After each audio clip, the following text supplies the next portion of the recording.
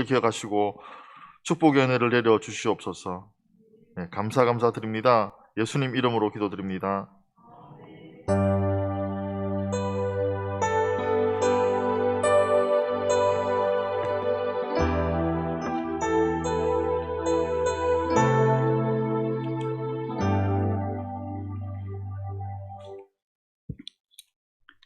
우리 다 같이 일어나셔서 하나님 말씀 봉독합니다. 역대상 16장 7절에서 11절까지 같이 한 음성으로 봉독하겠습니다. 그날에 다윗이 아삽과 그의 형제를 세워 먼저 여호와께 감사하게 하여 이르기를 너희는 여호와께 감사하며 그의 이름을 불러 아뢰며 그가 행하신 일을 만민 중에 알릴지어다.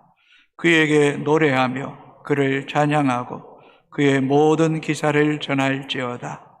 그의 성호를 자랑하라. 여호와를 구하는 자마다 마음이 즐거울지로다. 여호와와 그의 능력을 구할지어다. 항상 그의 얼굴을 찾을지어다. 아멘. 우리는 지난주 한 해를 돌아보면서 추수감사절 예배를 드렸습니다. 그렇다고 해서 하나님께 감사하는 마음이 그것으로 끝난 것은 아닙니다.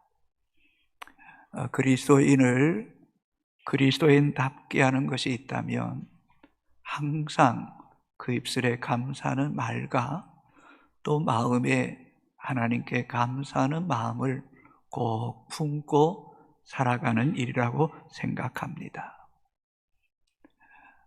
그리스도인에게 감사는 호흡과 같아야 됩니다. 세상 사람이나 믿는 사람들이 말하기를 조 장로님은, 조 권사님은, 조 집사님은 입에 감사를 달고 산다 라고 일컬음 받을 만큼 우리 신앙에 감사가 풍성해져야 됩니다.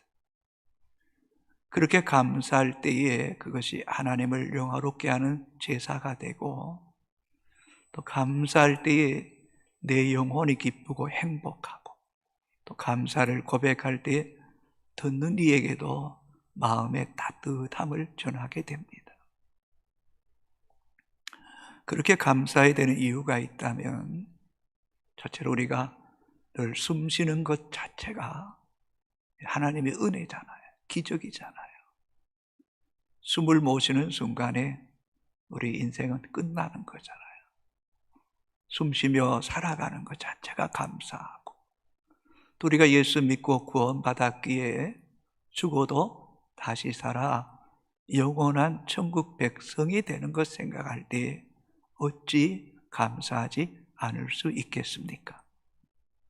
그래서 입술에 늘 감사가 있고 마음에도 감사하는 마음이 있으면 사단이 우리를 공격하지 못합니다. 그러나 원망하고 불평하고 불안해하면 사단이 우리의 영혼을, 마음을 장악하게 되면 우리의 마음이 빈핍해지는 겁니다. 그래서 성도는 범사에 감사하며 사는 것이 우리를 향한 하나님의 뜻임을 잊지 말아야 합니다. 구약 성경에서 감사를 가장 많이 한 사람이 있다면 저는 다윗이라고 생각합니다. 참 다윗은 왕이 되기까지 사울왕에게 10여 년이나 쫓겨다니는 혹독한 어려움을 겪었습니다. 쫓김 가운데도 하나님께 부르짖고 기도하며 하나님은 어김없이 다윗에게 응답하시고 그 응답하시는 하나님을 깊이 체험할 때마다 그는 찬양하며 하나님께 감사의 시로 고백했던 것이 바로 시편 가운데 75편 절반이 다윗의 감사와 찬양의 기도입니다. 다윗은 이새의 8번째 아들 막둥이로 태어났습니다. 그래서 아버지로부터 특별한 총애도 받지 못했고 그런 기대도 없었던 아들이지만 그가 하나님을 사랑하는 마음은 정말 특심했습니다. 하나님에 대한 믿음이 얼마나 컸던지 그 블레셋 골리앗 장군을 향하여 만군의 여호와 이름으로 그 골리앗을 쳐서 이겼던 사람이 다윗 아닙니까? 하나님 그 믿음, 그 담대함을 보시고 통일 이스라엘 왕국의 왕으로 우뚝 세워주셨습니다. 그 후에 다윗이 여부수 족속과 전쟁을 쳐서 예루살렘을 점령하게 됩니다. 그리고 예루살렘을 이스라엘의 수도로, 명실공히 중심지로 삼았을 뿐만 아니라 그곳은 하나님의 임재가 있는, 하나님의 영광이 떠나지 않는 예루살렘 되기를 소망했습니다. 그래서 하나님의 임재의 상징인 이 언약궤를 예루살렘 그 성막, 장막에 모시기를 너무너무 원했던 것입니다. 곧 하나님과 함께함이 가장 큰 은혜요 복임을 알았기 때문입니다. 그래서 아비나답의 집에 있는 이 언약궤를 옮겨서 예루살렘으로 가져오려고 하는데, 그때 성경적인 방법이 아닌 새 수레에 소로 하여금 그 수레의 언약궤를 싣고 운반하게 됩니다. 그때 소가 띠므로 그 아비나답의 아들 우사가 그 언약궤에 손을 댔다가 여호와께서 진노하사 우사가 그 자리에서 즉사하고 말았습니다. 성경에 기록된 대로 한다면 이 언약궤, 하나님 임재의 상징은 너무나 거룩한 성물이기 때문에 레위 자손들 가운데도 고핫 자손이 어깨로 메고 경건하게 조심스럽게 예루살렘으로 옮겼어야 해야 되는데, 그 일을 하지 못함을 통하여 결국 이 언약궤를 옮기는 일이 중단하게 됩니다. 그때에 레위 사람에 속한 오벳 에돔이 이 언약궤를 자기 집에 잘 모셨습니다. 다윗 왕도 두려워서 그 일을 중단했지만 오벳 에돔은 하나님을 경외하는 마음으로 자기 집에 잘 모셨습니다. 모신 지가 석 달밖에 되지 않았는데 여호와께서 그 오벳 에돔의 온 집에 복을 주셨더라라고 성경은 기록하고 있습니다. 사무엘하 6장 11절 한번 같이 읽어볼까요?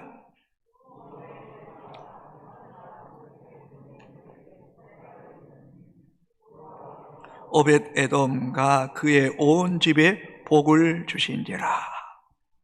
인간적으로 생각하면 석 달밖에 있지 않았는데 어떻게 여호와께서 그 온 집에 복을 주셨을까 하는 그런 의구심도 가질 수 있습니다. 그러나 여러분, 우리가 믿고 섬기는 하나님이 만복의 근원이 있습니다. 하나님이 복을 주시면 뭐 하루 상간에도 엄청난 복을 주실 수 있는 분 아니겠습니까, 여러분?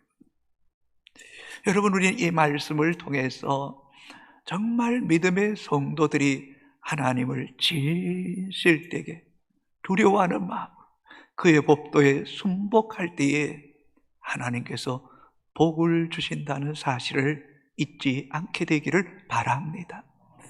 이 복이 오벳 에돔의 집에 임하였다는 그 소문이 다윗 왕의 귀에까지 들리게 됩니다.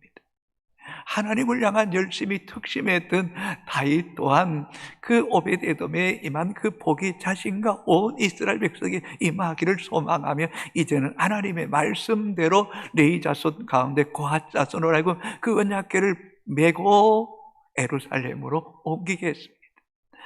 역대상 16장 1절 같이 읽겠습니다. 하나님의 궤를 메고 들어가서 다윗이 그것을 위하여 친 장막 가운데 두고 번제와 화목제를 하나님께 드리니라. 다윗이 그토록 원했던 이 하나님의 언약궤를 예루살렘 이 장막 가운데 모시고 하나님께 번제와 화목제, 헌신과 하나님과 연합하여 하나 되기를 원하는 제사를 드린 겁니다. 그리고 7절을 같이 읽겠습니다. 같이 읽습니다. 그날에 다윗이 아삽과 그의 형제를 세워 먼저 여호와께 감사하게 하여 이르기를, 그날에 예루살렘 언약궤가 들어왔을 때에 다윗은 아삽 노래하는 사람들 그 형제들을 세워서 먼저 여호와께 감사했다는 거예요. 왜요? 다윗 왕은 만사가 하나님 손에서 왔음을 알고 있기에 먼저 하나님께 감사한 거예요. 이 먼저라는 것을 강조하고 있는 거예요. 이 먼저라는 단어는 히브리어 로시라는 단어인데 시작, 처음, 우선, 처음, 머리, 꼭대기라는 그런 뜻이에요. 처음부터 먼저 우선적으로 하나님께 감사했다는 거예요. 감사했다는 거예요. 많은 사람들은 어떤 일이 성공하면 감사하고 실패하면 감사하지 않습니다. 어려운 시험을 쳐서 합격하면 감사하고 합격하지 않으면 감사하지 않습니다. 그러나 진짜 믿음의 사람은 시작부터 하나님께 감사하는 거예요. 처음부터 감사함으로 시작한다는 거예요. 정말 먼저 감사하는 일은 아무나 할 수 있는 일이 아닙니다. 삶의 문제가 복잡하고 어렵고 동굴처럼 아무것도 보이지 않을 때, 내 마음이 상하고 낙심될 때, 내가 계획했던 일대로 되지 않고 정반대로 문제가 더 복잡해질 때에 감사하는 것 정말 쉽지 않습니다. 머리로는 먼저 감사해야 된다고 하는데 마음으로는 그 감사가 쉽지 않습니다. 그러나 잠깐 근심할 수 있습니다. 그러나 며칠이 지나도 그것이 해결되지 않을 수는 없겠지만 지나면 그래, 감사해야지. 왜냐하면 내가 믿는 하나님이 선하시고 그 인자하심이 영원하기 때문이야 라는 믿음으로 감사하게 됩니다. 시편 136편 1절을 같이 읽겠습니다. 여호와께 감사하라. 그는 선하시며 그 인자하심이 영원하미로다. 삶의 문제는 여러 가지 어려움과 이런 복잡함이 꽉 차 있을지라도 중심 속에 여호와께 감사하라. 그분은 선하시다. 그분의 인자하심은 영원하다라는 믿음 속에서 감사해야 돼. 디모데전서 4장 4절 같이 읽어볼까요? 하나님께서 지으신 모든 것이 선함에 감사함으로 받으면 버릴 것이 없나니. 하나님이 지으신 모든 것이 선하다는 거예요. 그래서 감사함으로 받으면 버릴 것이 없다는 거예요. 이런 하나님을 신뢰하는 믿음만큼 성도가 감사가 깊어질 수 있다는 거예요. 다니엘은 자신이 기도하면 사자굴에 던져진다는 사실을 알고도 기도합니다. 그가 기도만 할 뿐만 아니라 그의 하나님께 오히려 감사했더라 라고 성경은 기록하고 있습니다. 다니엘서 6장 10절 같이 읽습니다. 다니엘이 이 조서에 왕의 도장이 찍힌 것을 알고도 자기 집에 돌아가서는 윗방에 올라가 예루살렘으로 향한 창문을 열고 전에 하던 대로 하루 3번씩 무릎을 꿇고 기도하며 그의 하나님께 감사하였더라. 다니엘의 감사는 환경이나 조건이 아닙니다. 정말 인간적으로 생각하면 절대로 감사할 수 없습니다. 하나님, 기도하는 나에게 왜 이런 시련을 주십니까? 라고 원망할 수도 있습니다. 그럼에도 불구하고 다니엘은 하나님을 신뢰하고 믿는 믿음 안에서 그의 하나님께 감사하였더라. 그리고 결국 다니엘은 사자굴에 던짐을 당합니다. 그러나 하나님은 벼랑 끝에서 정말 사자굴에게 갈기가게 찍혀서 죽을 수밖에 없는 그 마지막 어떤 죽음의 문턱에서 하나님은 하나님의 천사들을 보내어서 사자의 입을 봉하시고 다니엘을 건지심을 통하여 다리오 왕으로 하여금 다니엘의 하나님이 살아계신 하나님이라고 그 하나님을 백성들에게 선포하게 하셨습니다.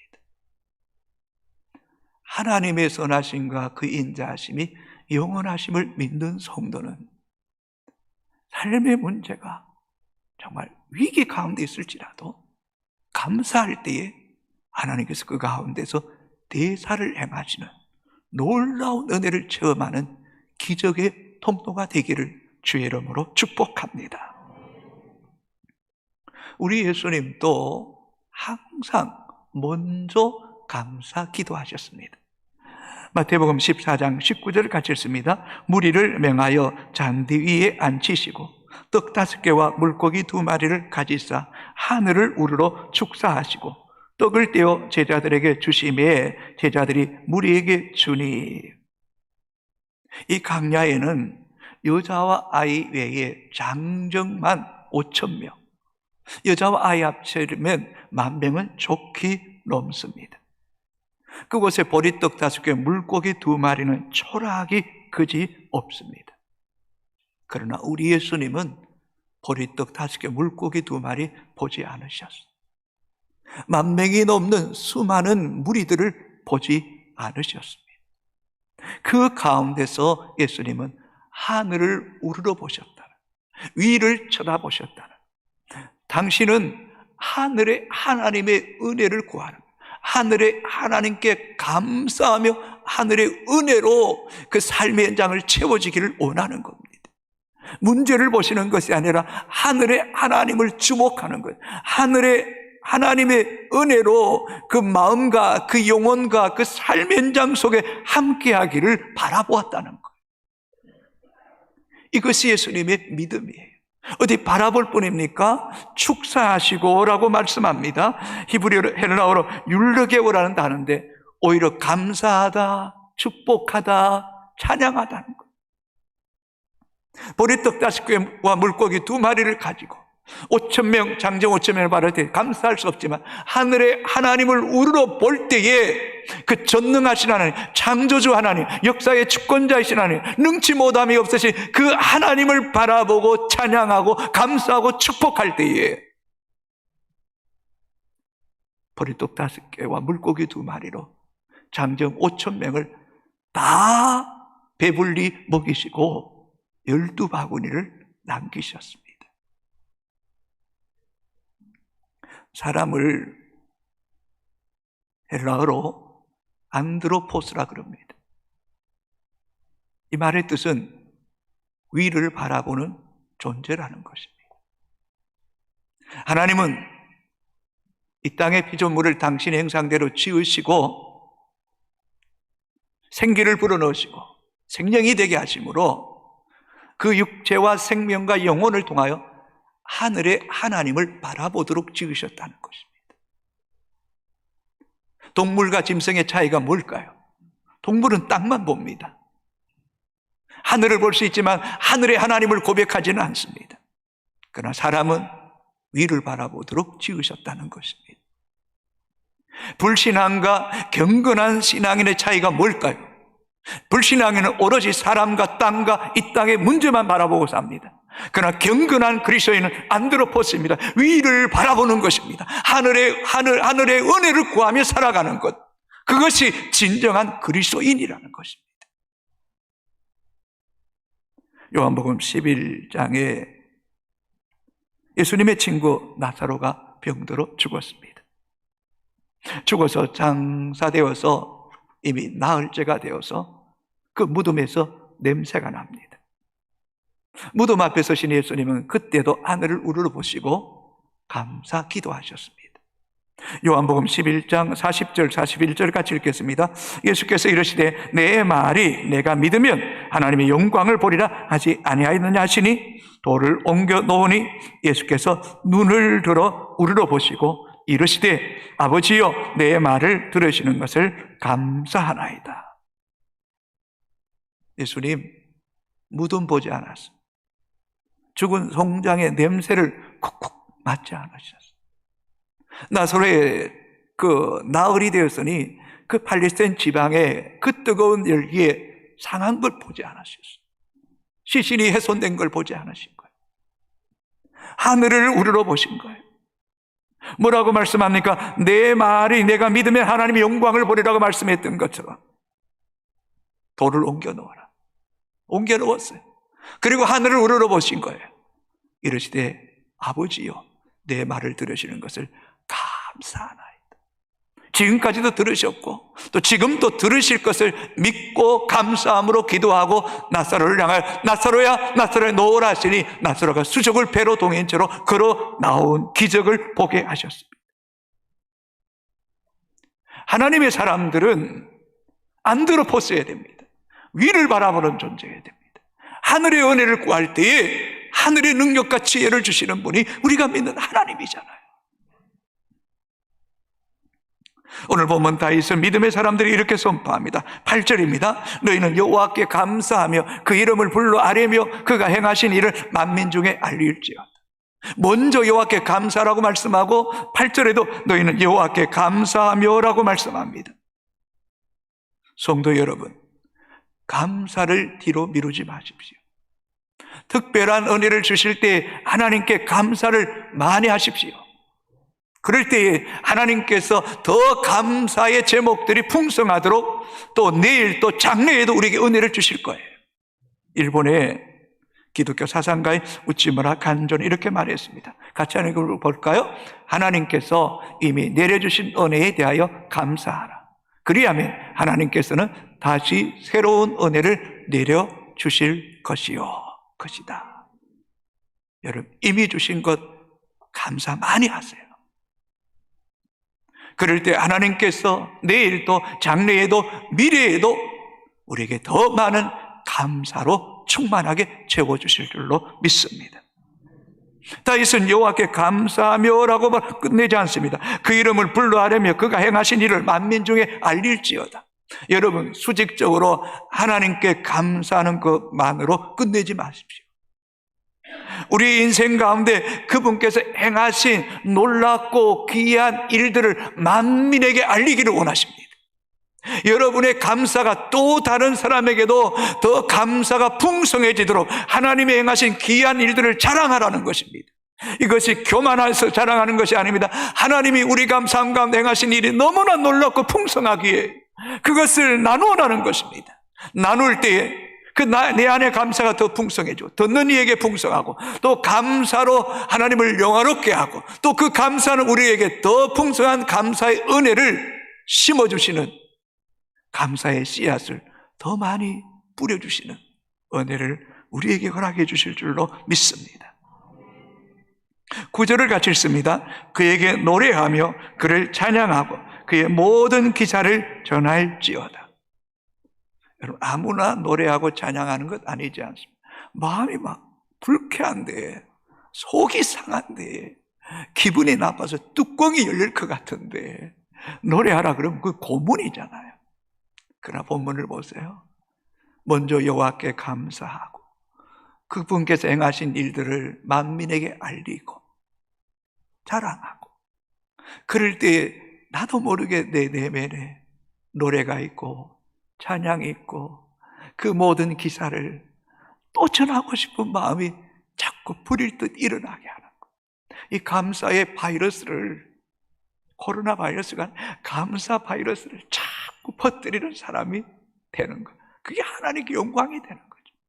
그래서 특별한 사람들은 하나님께서 베푸신 놀라운 은혜와 감사를 체험한 이들이 작사 작곡을 해서 또 다른 사람으로 하여금 그 찬양을 노래하게 하는 거예요.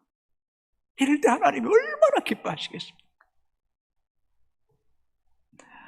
여러분, 감사가 풍성해질수록 하나님이 기뻐하시고 우리 인생이 더 행복해지는 은혜가 있게 될 줄로 믿습니다. 여러분, 10절 11절 읽어볼까요? 그의 성호를 자랑하라. 여호와를 구하는 자마다 마음이 즐거울지로다. 여호와 그의 능력을 구할지어다. 항상 그의 얼굴을 찾을지어다.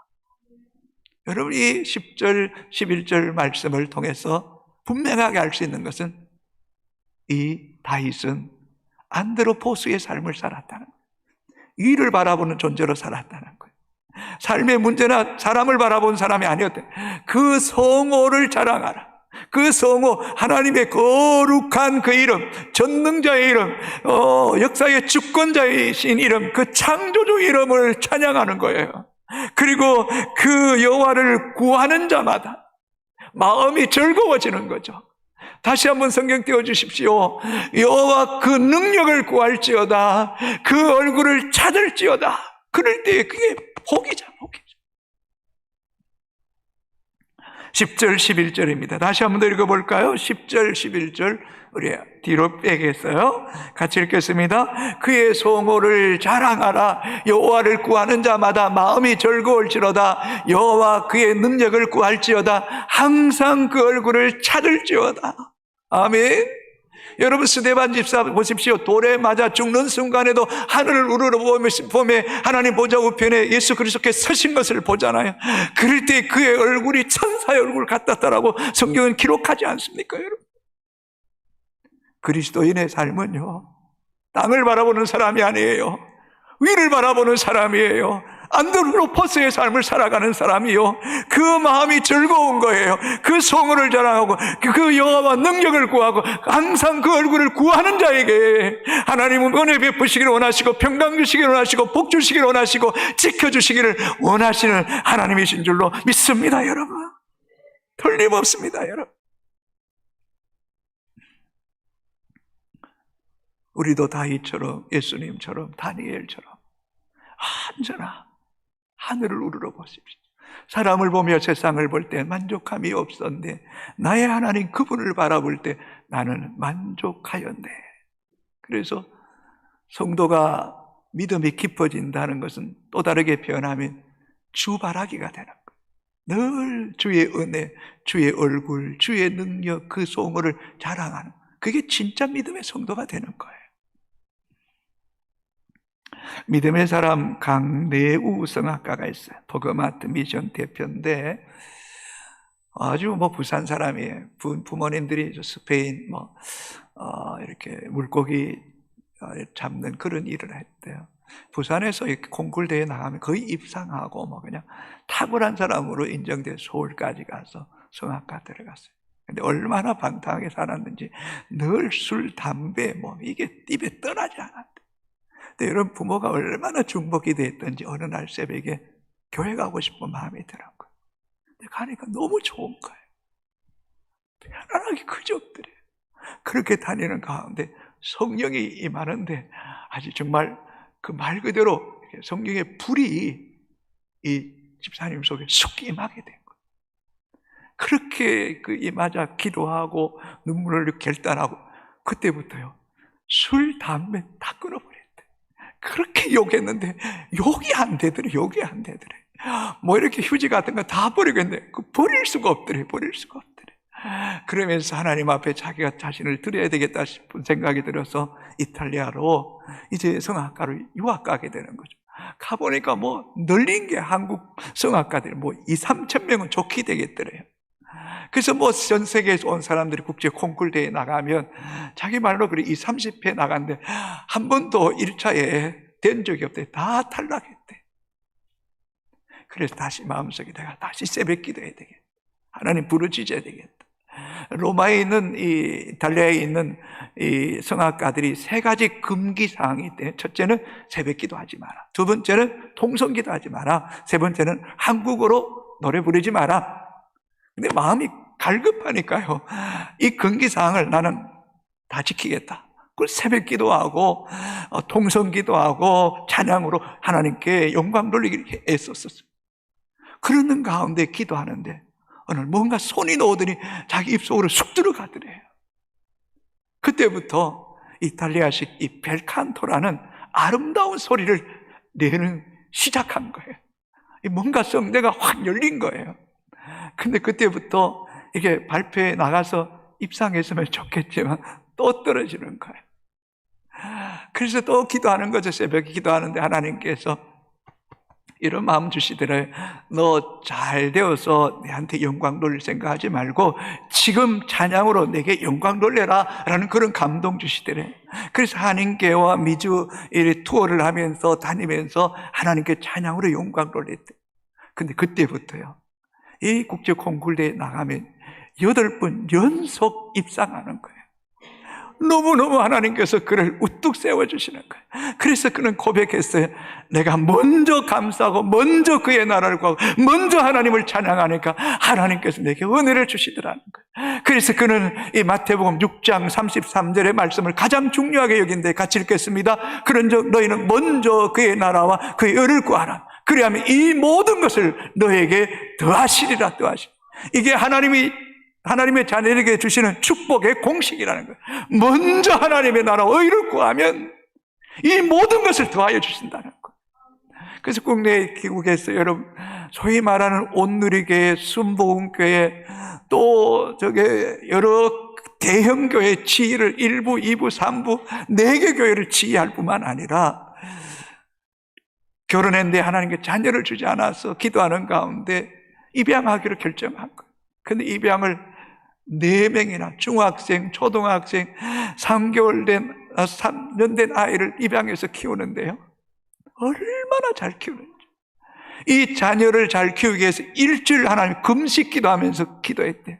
그리고 이 중학교 1학년 아이를 입양해서 키우는 게 만만치 않잖아요. 스마트폰 주초 문제, 이 성적인 문제를 두고 하나님께 이 강래우 집사가 일주일 금식하는 가운데 이 아들이 나도 금식하겠다.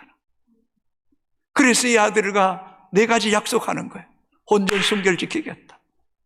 술 안 하겠다. 담배, 스마트폰 하지 않겠다.